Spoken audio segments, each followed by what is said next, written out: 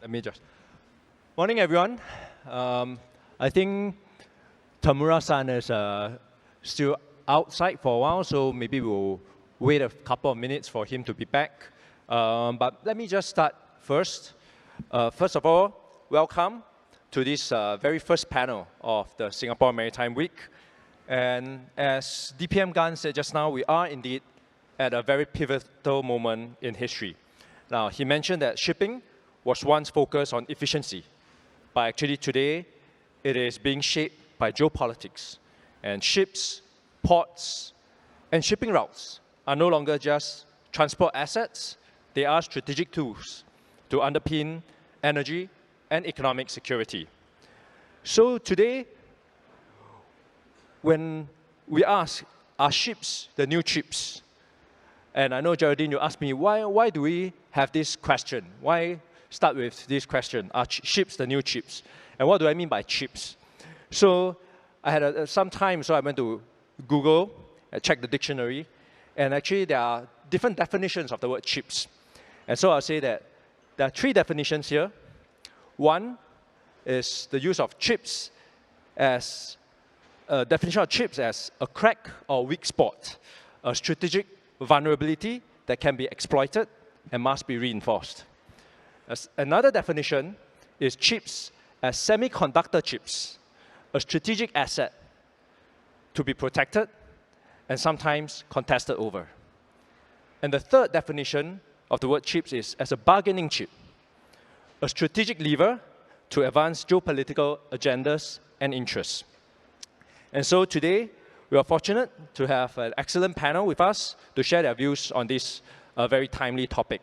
And let me see whether, Tamura-san is here. So welcome, Tamura-san. A round of applause for Tamura-san, please.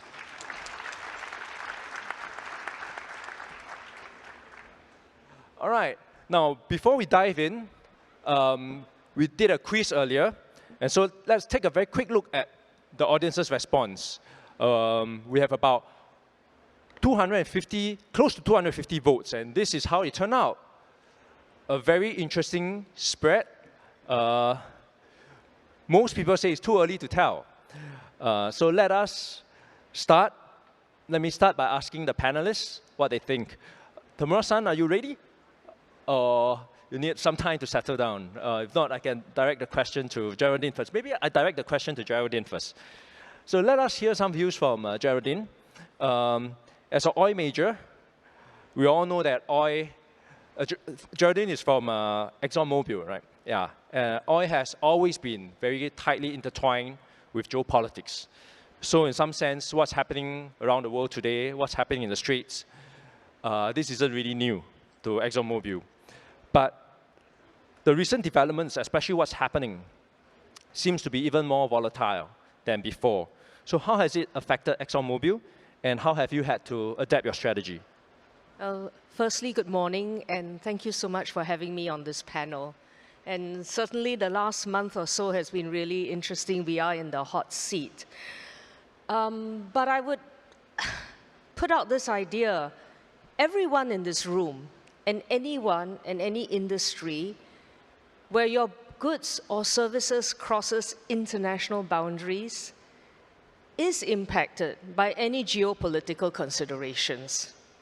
It's just become a lot more apparent in our industry because energy, as we know, underpins modern living.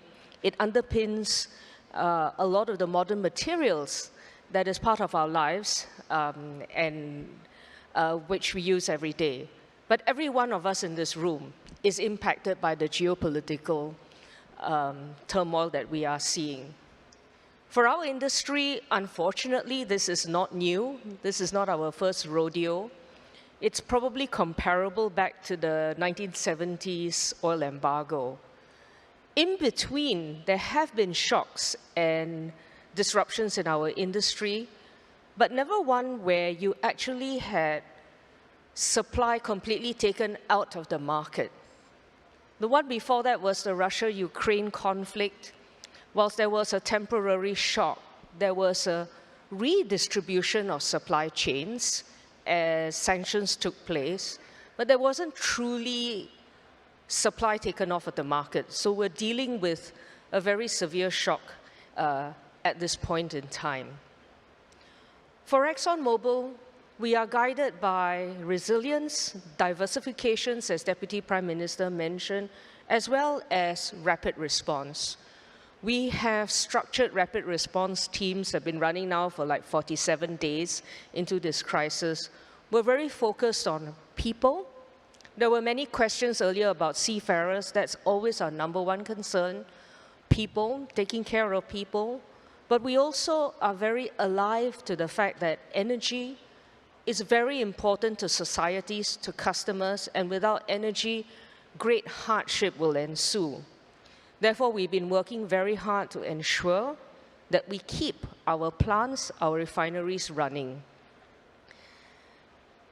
In terms of ExxonMobil, we are fortunate we have global scale, we are diversified, so we've been able to pivot quickly, shift all of our supply chain flows to ensure that we have sufficient energy and chemicals to supply to our customers. So take, for example, we typically supply Australia out of our big refining complex here in Singapore. But when the crisis hit, we realized that there's going to be a shortage. So we went to our US counterparts, to our affiliate, and loaded several ships with diesel and jet and gasoline and brought those ships down to Australia, thus creating very significantly different trade flows. But we were very certain that we wanted to do that to ensure that societies and our customers remain supplied. Thank you so much, Geraldine. Now let me turn to Tamura-san. Now, Tamura-san, MOL operates a very diverse fleet of vessels, and you are also chairman of ONE, so you can also share some insights from the container shipping side of the house. Now, how has geopolitics affected your business so far? And actually, we're quite curious to see whether there's been one moment where geopolitics has forced you to make a major decision, and what trade-offs do you have to face when that happened? Tamura-san? Thank you. So good morning, everyone.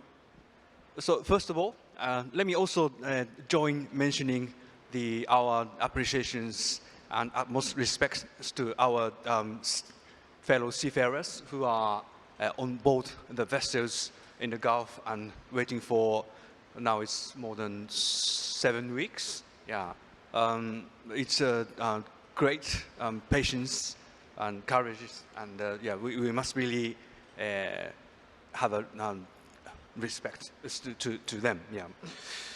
So the recent events since the 28th of February is a great impact to us. Yeah.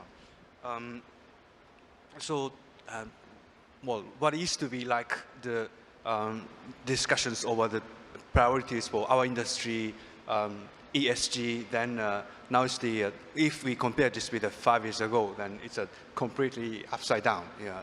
So we might be saying this as a GSE, geopolitics, G for geopolitics, and S for safety, and then you might argue E, what does it stand for? Yeah, I must say E stands for efficiency. Yeah, but given these completely different situations, yeah, we'll really have to switch our mindsets. Yeah.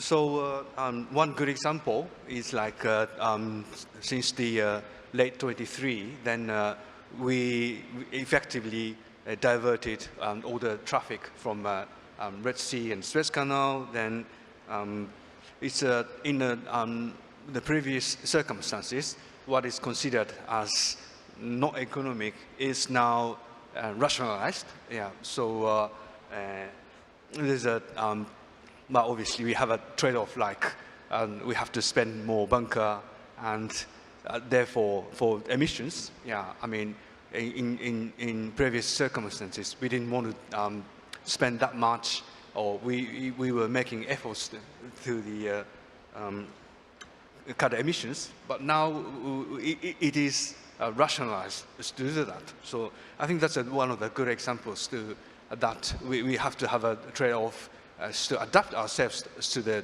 new environments. Yeah. Thank you, Tamura-san. All right. I think, Geraldine, you mentioned earlier that the geopolitics has required you to sort of change your trade flows in terms of where you source, where you send your ships. Tamura-san, you talk about how your considerations have to change from ESG to GSE and how it has resulted in some of the costs going up because of bunker costs as well as longer routes. And actually, that moves on to the second question that we asked in the quiz just now, which is what are some of the impact of geopolitics on how is that affecting shipping today? And actually, the results are out on the screen. Can we show the screen, please? And I think the two of you touch on exactly the thing that everybody in the audience seems to agree on, which is shifting trade flows, rising costs, and increasing operational volatility. And I thought maybe I'll pick on the one that has been voted number one, which is on shifting trade flows. And I'll direct the question to Andreas. Now, BW Group operates more than 400 vessels around the world. And when it comes to trade flows, I mean, even though we say shifting trade flows, rerouting of supply chains, there are actually short-term shifts and there are long-term shifts. Short-term shifts like closures, disruptions of certain routes, and long-term shifts, for instance, towards friendshoring, nearshoring, where actually the demand patterns are fundamentally changed. So how is BW Group and how are you making sense of all these changes and how are you responding to them, both the short-term changes as well as the long-term changes? So to be honest, it's quite hard to make sense of the short-term changes. I like this joke that was going around last week. Some of you may have heard that we should rename the strait Schrödinger's Strait because it is open and closed at the same time.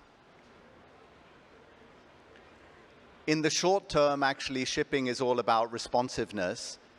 We couldn't predict where tariffs were going. We couldn't predict where USTR Section 301, which was the taxes on Chinese ships, was going. We couldn't really predict the Houthi missiles in the Red Sea and now the Strait of Hormuz. And so sense-making is quite difficult in the short term when things are changing so much. And the best you can do is actually just to respond. Shipping is incredibly responsive. You know, a small example, last year in April, when Liberation Day happened, the LPG flows out of the US just stopped dead. And it was quite shocking because, you know, ships which were going to load cargoes in the Gulf just were told to hold. Within a couple of days, you saw this massive rerouting where US cargoes, instead of going to China, were flowing to other parts of Asia. China was taking cargoes from the Middle East. And you saw this amazing reorganization. And that's effectively what we're seeing now with ships. For instance, our ships, a lot are moving to the Atlantic Basin to pick up oil cargoes, to bring them to Asia. We did manage to get 2 VLGCs out of the Gulf a couple of weeks ago, which was an interesting exercise. But in the short term, we just respond. In the long term, I think, you know, your question is very much wrapped up in this question of, you know, are we in a deglobalizing world? And I think it became fashionable in the recent past to talk about deglobalization and nearshoring. And I'm quite happy to see actually more and more voices saying, hang on a minute, are we really going to start buying everything from local sources, sneakers and TVs and electric vehicles? Is it realistic when we have such an efficient world trading system that we're all going to go local?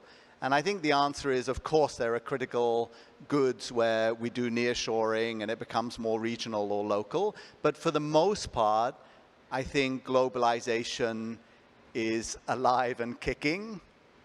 And if you were listening earlier, one of the things that DPM Gan was talking about, you know, actually more countries are looking at diversification of energy sources. This is globalization writ large, because if you're saying India shouldn't rely so much on energy from near locations like the Middle East, and it's going to supply from further, then actually you're going to see more globalization. The last point I would make is, how does this translate into shipping demand? Because we always have to remember we survive on ton miles, and I think the miles part of the equation is actually looking pretty good. You know, because of globalization, continued trade, because of diversification of sources, I think miles are looking pretty good. If anything, they're looking even better. I think we need to be a little bit cautious about the ton side, because if you have loss of tons of cargo, whether it's because of blockades, whether it's because of damage to production facilities, whether it's because of demand destruction coming from higher prices or switches to alternatives, I think the tons piece can come under threat. And those of you who heard Martin Stopford yesterday, who's here in the audience, but raising the flag saying, you know, don't forget we're still in a cyclical business, and this can go up and down. So tons and miles in the long term. We have to look at the tug of war between the two. Tons and miles. Thank you very much, Andreas. And maybe now I turn to Kim Pong from the perspective of a port operator. Now, PSA operates many ports around the world, so you do have to keep an eye on how shipping routes are shifting. And to Andreas and Geraldine's point, when there's disruption to trade routes, they will quickly have to change their routes. And I'm sure once they change their routes, some will come to your ports, some will move away from your ports.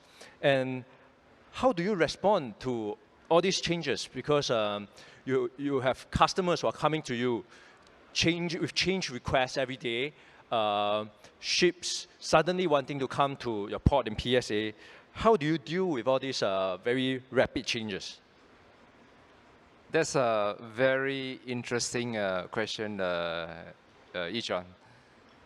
In fact, it is usually my last question before I sleep that I think about that.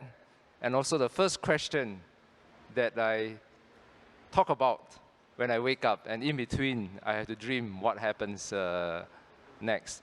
And I believe this discussion is a Chatham House rule. Please don't tell it to my wife, otherwise she'll be wondering why I'm thinking and dreaming about this.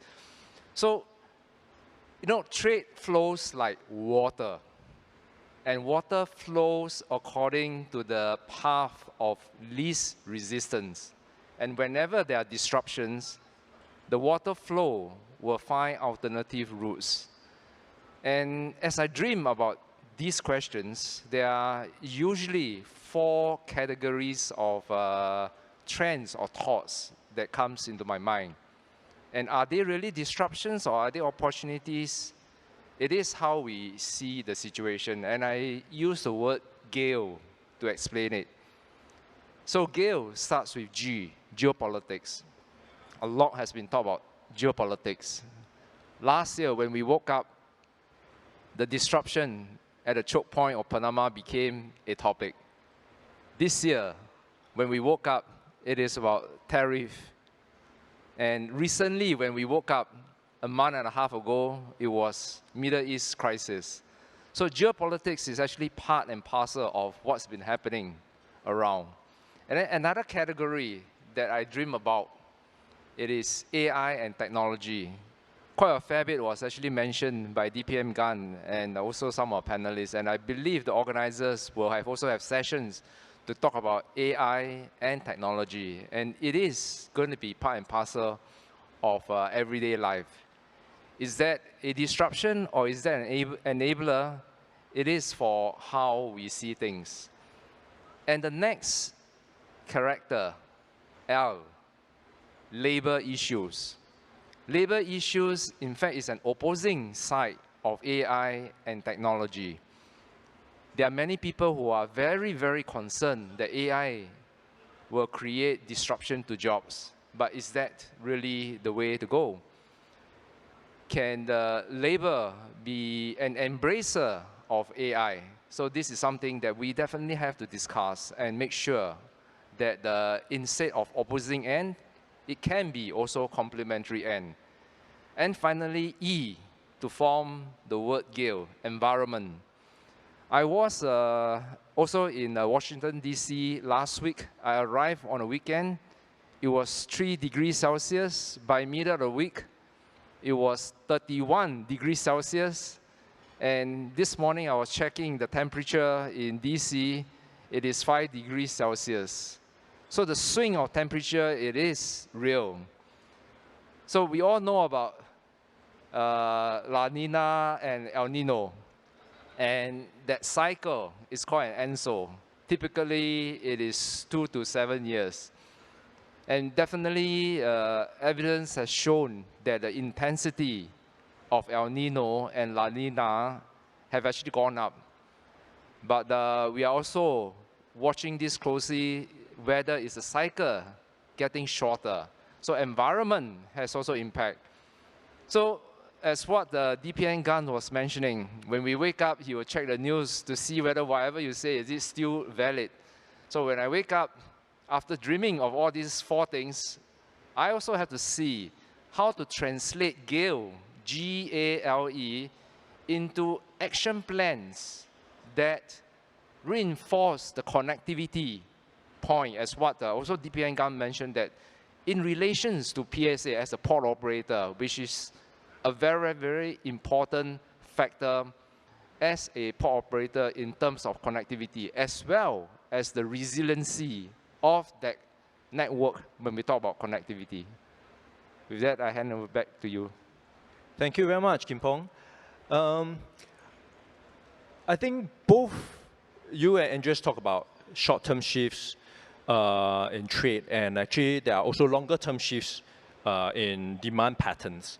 And that's something I want to pick on if you have time later, because it will also affect a lot of your investment decisions. But before we get there, because I wanted to go to the second sort of pick from the audience, which is about rising costs, because it seems to be another very big way that geopolitics is impacting shipping. And I wanted to turn to Tamura-san and ask him, actually, what has been your biggest cost increase? You mentioned bunker costs, and you mentioned longer routes. But as part of doing a business, there are some costs you may choose to absorb. There are some costs you have no choice. You have to pass down to your customers. And how do you make that decision in terms of the trade-off? And how do you price? And what do you absorb? What do you not? And how do you balance it all with all your operational needs as well? Yep, thank you. Yeah. So in terms of cost, again, the short term and the long term, there's a slight difference between the two. Yeah. For short term, obviously, the immediate impact of the outcome of the Strait Hormuz event is the bunker. So in some segments, the prices double, and as it's prolonged, then there's a concern that it could be even more severe. So how we deal with this, I mean, is an immediate issue. So if it's a matter of price, then that's somewhat we have to deal with this through the market mechanism. But when it comes to the level where the supply itself becomes an issue, then we will quite possibly have to adjust the number of sailings, which translated into the capacity. So it can work as the constraint for the supply side. Then that's also to be taken into the market mechanism in the end. Yeah.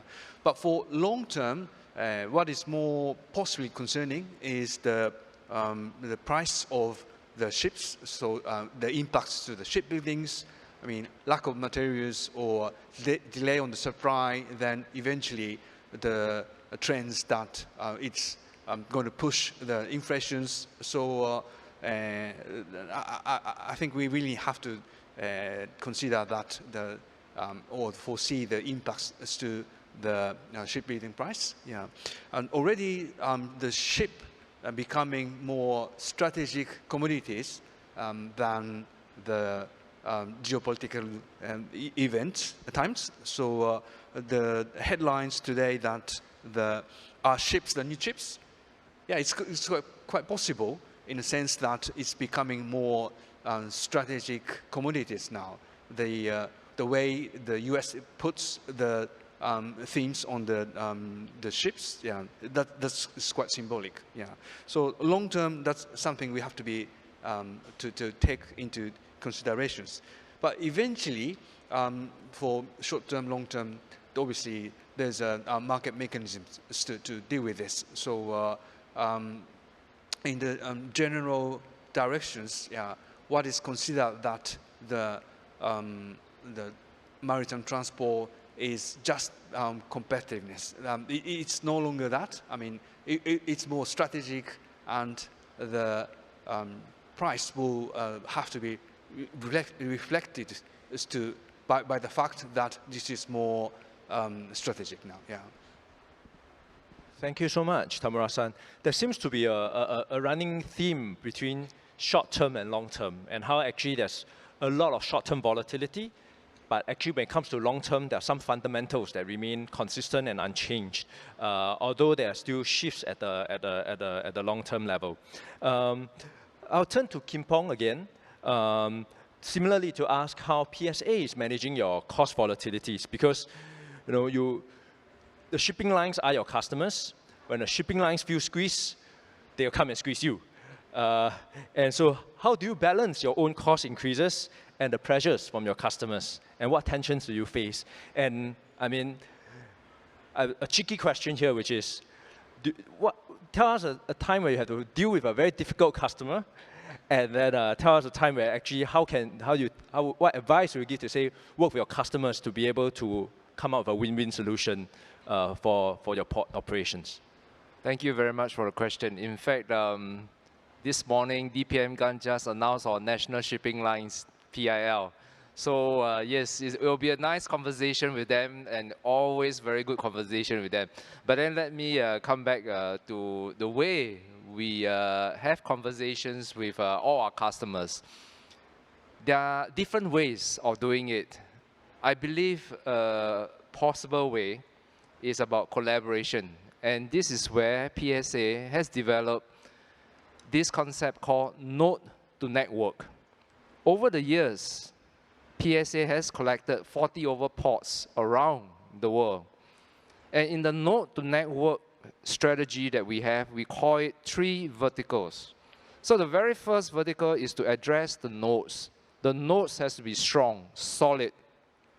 And if I were to use an analogy of assuming this big conference hall here, this itself is already, say, a 10,000 square meter space. But assuming the whole convention here needs to have a Wi-Fi, you need to have many, many routers. And each router is like a node. And it has to be reliable as a good base that's consistent 24/7 in order to be able to provide that signal. So each of the PSA's node has to be that strong in order to be reliable. But then a node is only one point. But a node in the second vertical, if it's able to become more than just a node, if it's able to become an ecosystem, just like a router, it is, yes, to receive signal and send signal. But if a router can be AI enabled to become a speaker, an agentic tool towards anybody to make certain decision making or solution, it is an ecosystem. And it's a lot more powerful than just a simple node. Now imagine this. If we have a series of this ecosystem in the whole network of the world trade, and then we know that there are 3 very traditional trade lanes in the world. The Europe Far East Europe is a major trade lane. The Trans-Pacific is a major trade lane.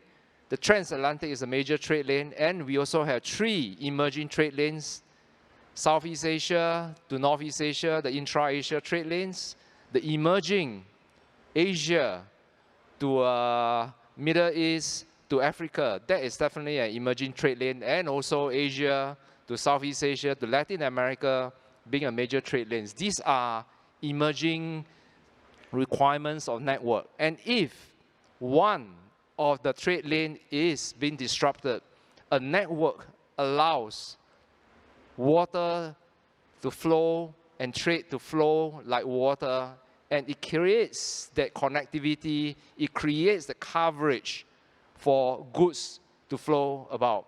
And this is where the third vertical comes in. The third vertical of a network effect of nodes which are good ecosystems, and ecosystems of network becomes a very, very useful engagement with the shipping lines, because as far as our customers and shipping lines are concerned, their mission is to make sure their customers, which are the BCOs, do get goods delivered. If this service route doesn't work, can we think of an alternative service route?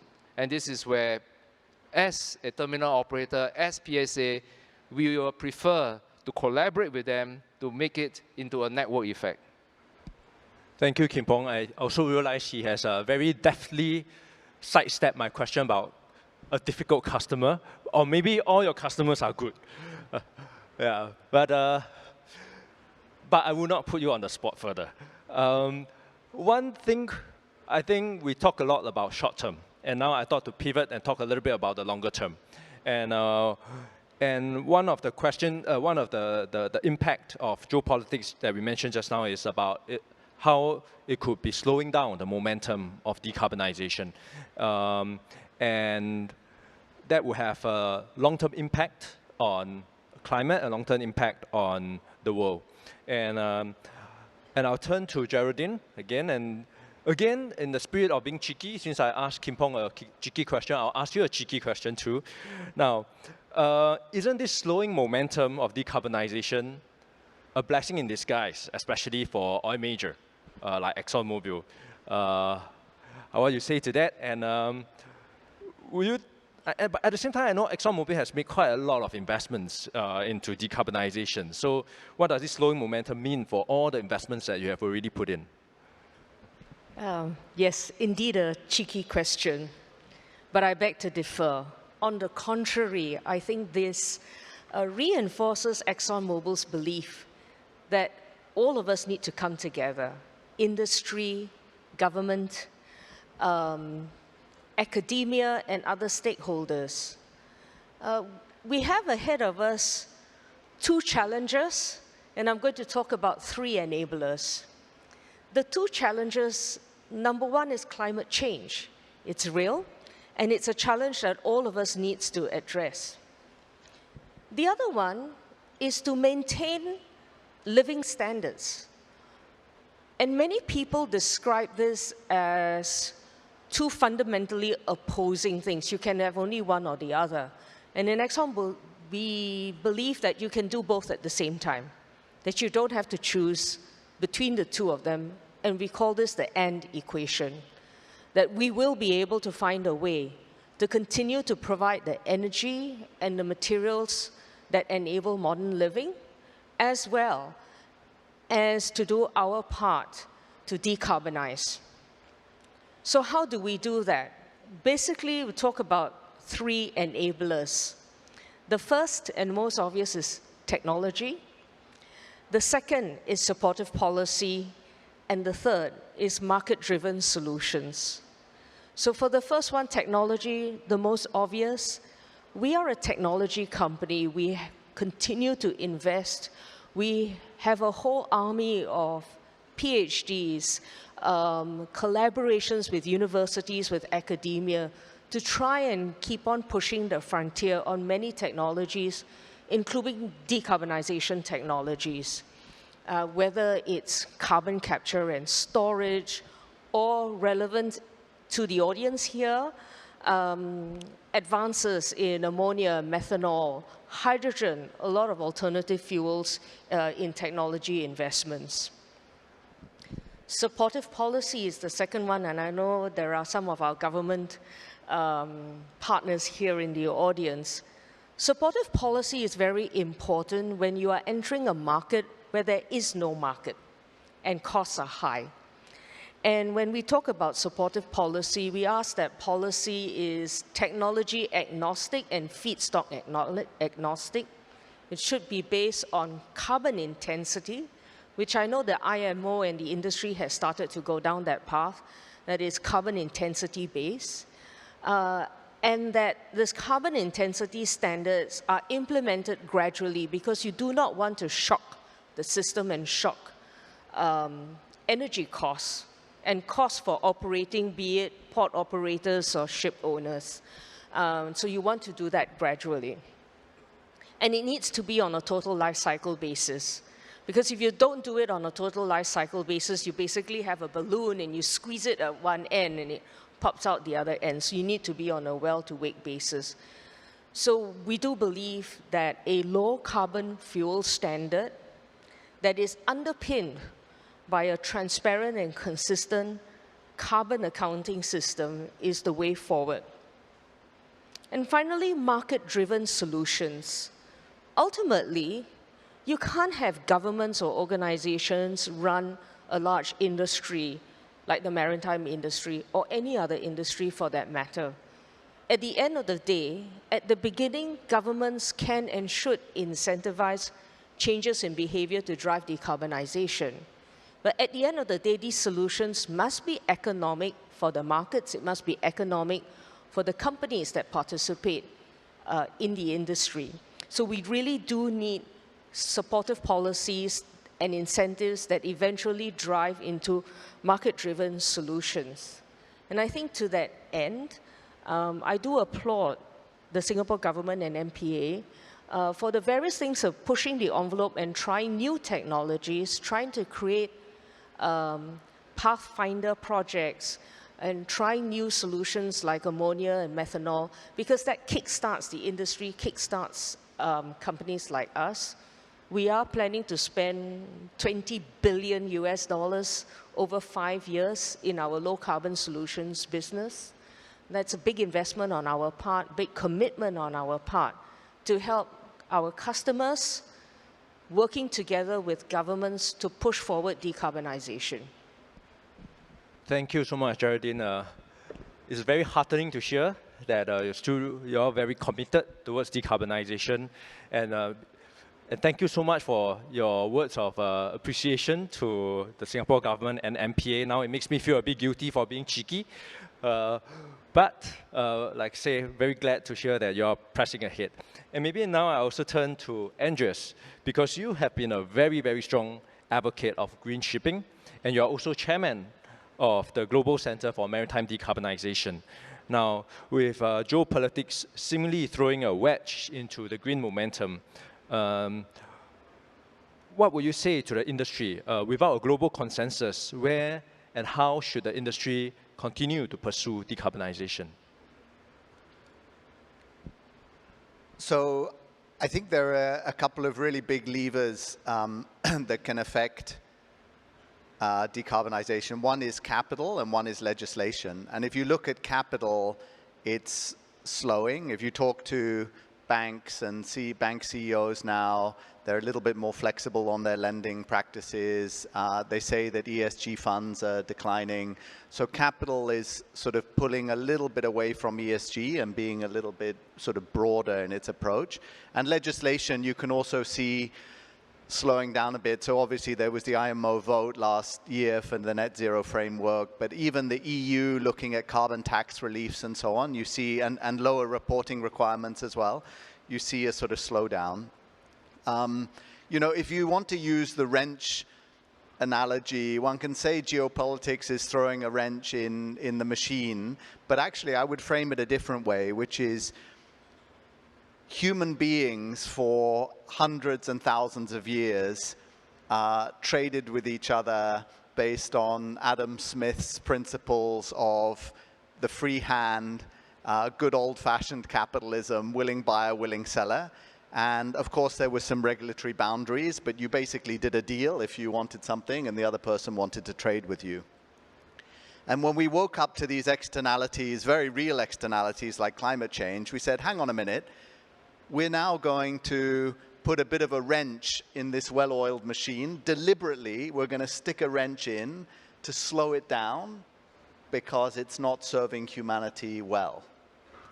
That's a bit of a luxury. You know, if you have a well-oiled machine and you're going to throw a wrench in it to do something and throw it off track, you only do that when the machine is running really well and you can afford to have some disruption.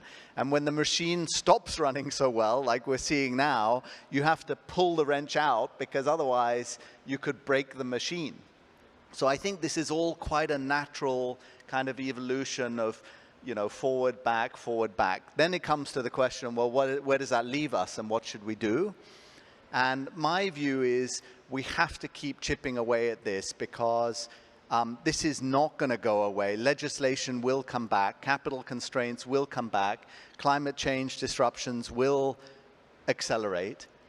And so the best we can do is chip away at it, maybe by working on things which don't require such a big wrench in the machine, but prepares the way. Actually, picking up on GCMD, the Global Center for Maritime Decarbonization, sorry.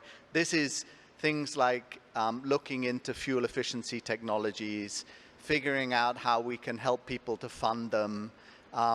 What is the effect of biofuels on engines?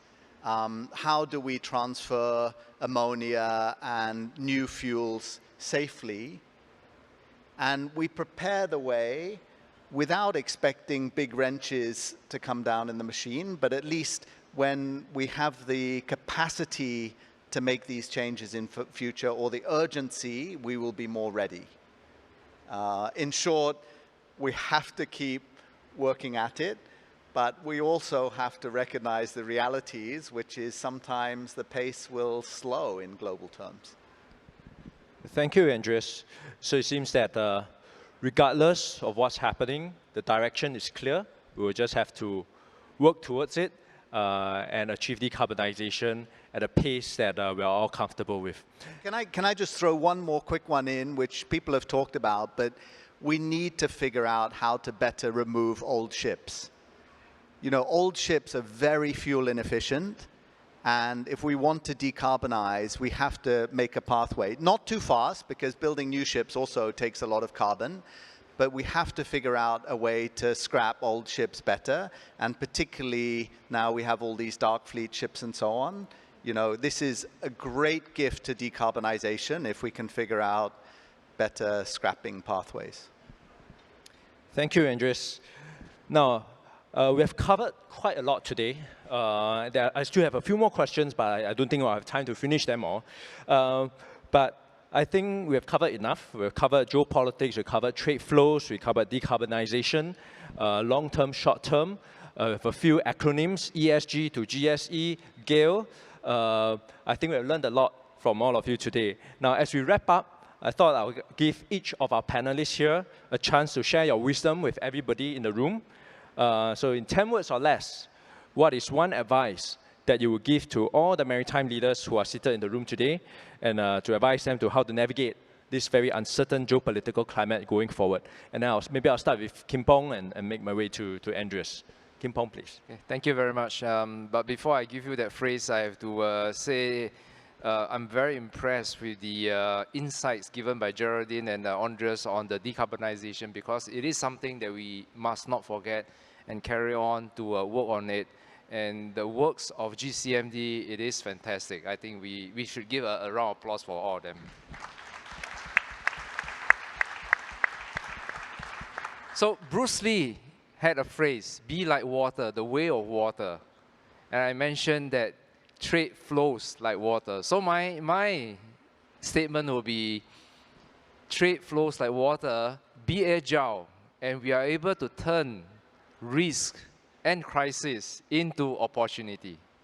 Thank you. Be like water. Bruce Lee. Tamura-san. Yep. Thank you. Yeah. So, yeah, we went through all the important topics, short-term, long-term. Yeah. but at this point of time, yeah, it's quite special. So let me emphasize that safety once again, and that is paramount. And as an industry, let's continue to appeal that yeah, we have to help the ships in the Gulf to come out, and that's a top priority for now at the moment. Yeah. Thank you. Safety is a priority. Yes, Geraldine. indeed. In the future world, for the maritime industry in the fuels area, we do believe, like the Singapore government does, in a multi-fuel future. So let's work together. Let's have supportive policies. Let's put together carbon standards that enable carbon intensity standards to go forward. Thank you. Thank you, Geraldine. And Andreas. Let's not get overly distracted by short-term noise. And my suggestion would be to keep a strong balance sheet for the time ahead. The last thought is let's be grateful that the world is interested in shipping again. Thank you. Thank you very much. Thank you to all our panelists for sharing your very interesting, valuable insights and very practical advice. And today, we have examined how geopolitics is shaping shipping's future and what we can do to navigate this complex landscape. And I have to say that as MPA, it would be remiss of me not to make a shameless plug. So I would also like to reaffirm our commitment to supporting maritime companies in addressing the uncertainties ahead. And amidst these volatile times, I hope that we can continue to find Singapore, as what DPM says, a neutral, trusted, and stable hub for you to do business. And with that, let us join our hands together to thank our distinguished panelists and all of you for making this discussion so engaging and insightful. Thank you very much.